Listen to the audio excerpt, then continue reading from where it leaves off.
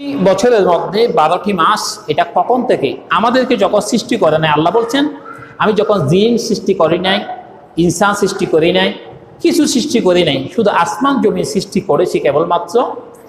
এরপরেই আল্লাহ রাব্বুল আলামিন বলছেন ইন্না ইদ্দাতাশ শুহুরি ইনদাল্লাহি 12 শাহরান ফি কিতাবিল্লাহ يوم خلق السماوات والأرض منها أربعة حرم ذلك الدين القيم فلا تظلموا فيهن أنفسكم আল্লাহ যেদিন আসমান জমিন সৃষ্টি করেছেন, তৈরি করেছেন, সেদিন থেকেই আমাদের জন্য 12টি মাস নির্ধারণ করে দিয়েছেন। মুহররম থেকে শুরু করে জিলকদ পর্যন্ত, জিলহজ জিলকদ এই শেষ দিকে পর্যন্ত আমাদের জন্য আল্লাহ নির্ধারণ করে দিয়েছেন। বলছে এটা দুনিয়ার কোনো মানুষ নাম রাখে না, এটা আমি রেখেছি। তবে এর মধ্যে এই একটি বছরের মধ্যে 12টি মাস, 12টি মাসকে 8টি মাস একদিকে এবং 4টা মাসকে আমি বেশি দামি করে দিয়েছি। কয়টা মাস? 4টা মাসকে দামি করে দিয়েছি।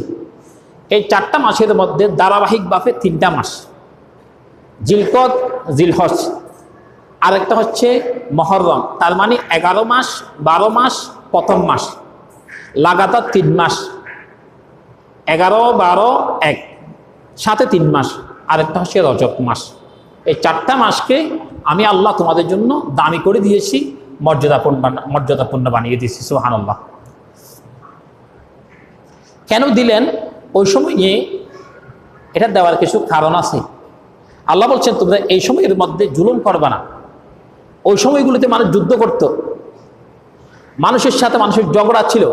আল্লাহ বলছেন এটা সম্মানী মাস, তোমরা এই সম্মানী মাসের মধ্যে নিজের উপর জুলুম করো না, অন্যের উপর জুলুম করো না। নিজের উপর জুলুম করা হারাম করে দিলাম, অন্যের উপর জুলুম করাকে হারাম করে দিলাম। নিজেকেও জুলুম করতে পারবে না, জুলুম থেকে বেঁচে থাকো, এবং অন্যের উপরেও জুলুম করা থেকে নিজেকে বিরত রাখো। এরকম আল্লাহ বলছেন যে ওই সময়ের মানুষগুলি জুলুম না করার জন্য বলেছিল, আল্লাহ নিষেধ করেছেন। আর এখন আমরা মাস, মুহররম মাসও মানুষদেরকে আমরা মেরে ফেলতেছি। যে মাসগুলি আল্লাহ নিষেধ করেছেন এই মাসগুলির উপর মানুষদেরকে জুলুম করতেছি, নিজের উপর জুলুম করতেছি। তাহলে আল্লাহর হুকুম মানলাম কই?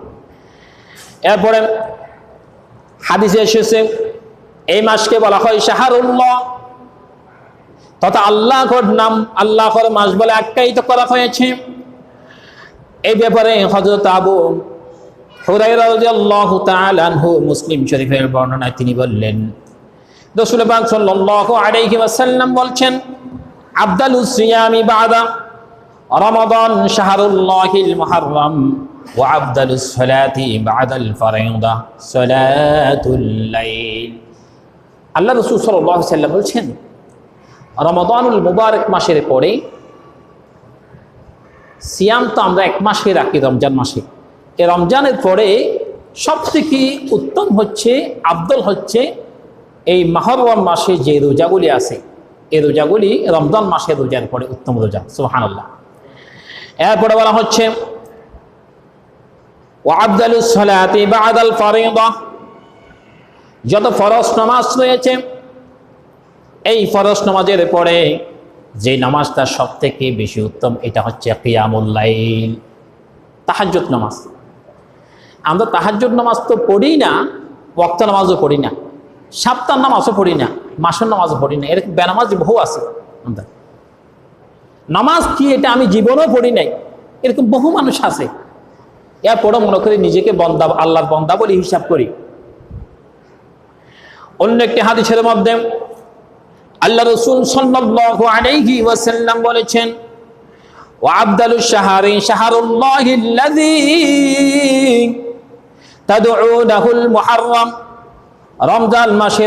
রমজান মাসের শ্রেষ্ঠ মাস হচ্ছে, রমজান মাসের পরের শ্রেষ্ঠ মাস হচ্ছে মুহররম মাস। তাহলে আমরা এর আগে জানতে পারলাম